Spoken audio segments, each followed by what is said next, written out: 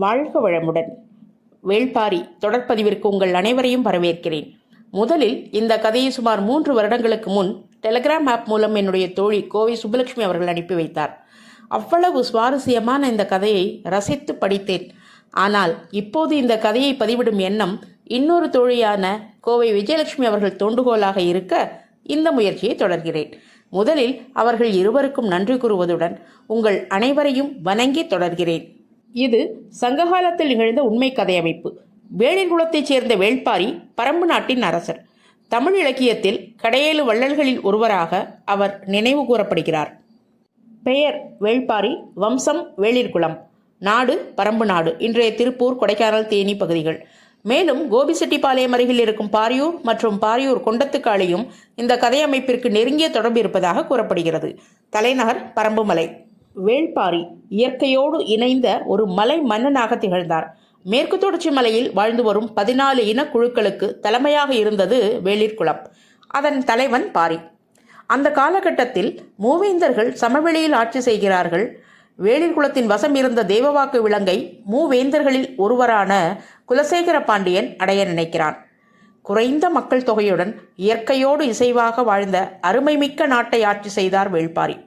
அங்கு வனங்கள், மலைகள், நீரூற்று, கொன்றை மலர்கள், குயில்கள் இவையெல்லாம் அன்றாட வாழ்வின் ஒரு பாகமாகவே இருந்தன. அரசனாக இருந்தாலும் வேள்பாரி பொதுமக்களுடன் பழகுவதிலும் விவசாயிகளுக்கு உதவுவதிலும் மிகுந்த ஆர்வம் கொண்டவராக இருந்தார்.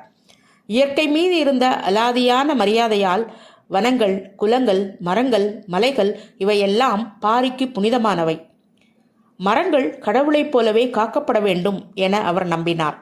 சங்க இலக்கியம் கூறுகிறது, முல்லை கொடியின் மேல் தன் ரதம் நிறுத்தினார், அதனால் இவர் தானவீரர் என்று அழைக்கப்பட்டார். பாரியின் மரபில் மலைகள் மட்டுமல்ல, மலைவாசிகளும் அவர்களின் ஆவிகளும் தெய்வீக சக்திகளாக கருதப்பட்டன. மலைதான் நம் தாயும் காவலும் என்பது பாரியின் மந்திரம். பரம்பு நாட்டில் குதிரை பந்தயம், கொன்றை திருவிழா, பழைய தமிழரின் சாகரிக விருந்து, வில்லாட்டம் ஆகியவை மகிழ்வுடன் கொண்டாடப்பட்டன. பாரியும் மக்களுடன் கலந்து கொண்டார். பாரி மன்னன் மக்களுடன் இணங்கி இருந்ததற்கு சான்றாக ஒரு காட்சி உங்களுக்காக.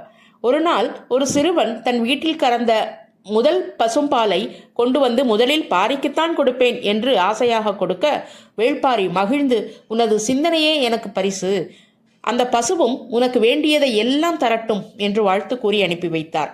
அடுத்த பகுதி பரம்புமலையின் சிறப்புகளை பற்றி பார்ப்போம். அதுவரை தொடர்ந்து இணைந்திருங்கள். வாழ்க வளமுடன்.